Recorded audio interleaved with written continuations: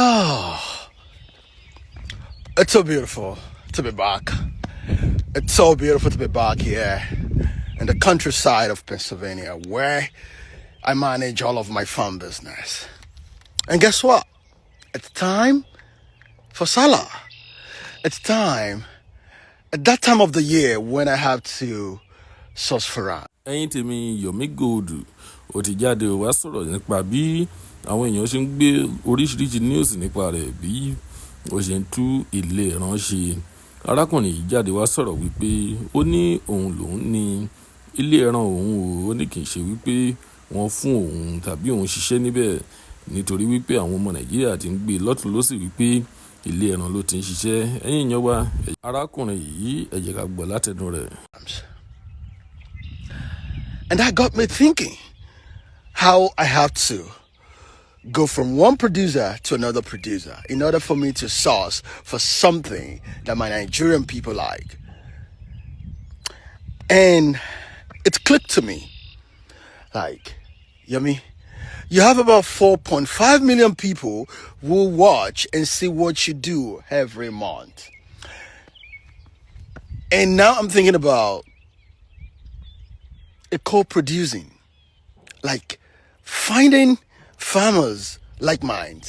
Like, can I get my community people, like my Nigerian people, African people, to co-grow livestock with me on the same land?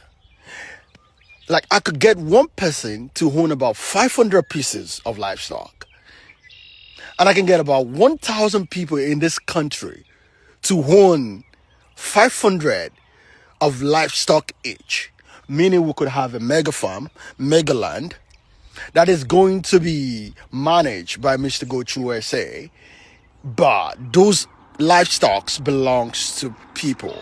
And at the end of the day, when we sell them, they own the right to their profit. But it's been managed by one company and distributed by one company, but those products belongs to my people. And they don't even have to stress. They don't even have to be there. Whatever, I'm still thinking, but I think this is possible. Because, like, tí wọ́n sọ pé kí n dúró, kó jẹ́ pé mi nìkan ni mo fẹ́ ní about 5,000, 10,000, 1 million worth of livestock.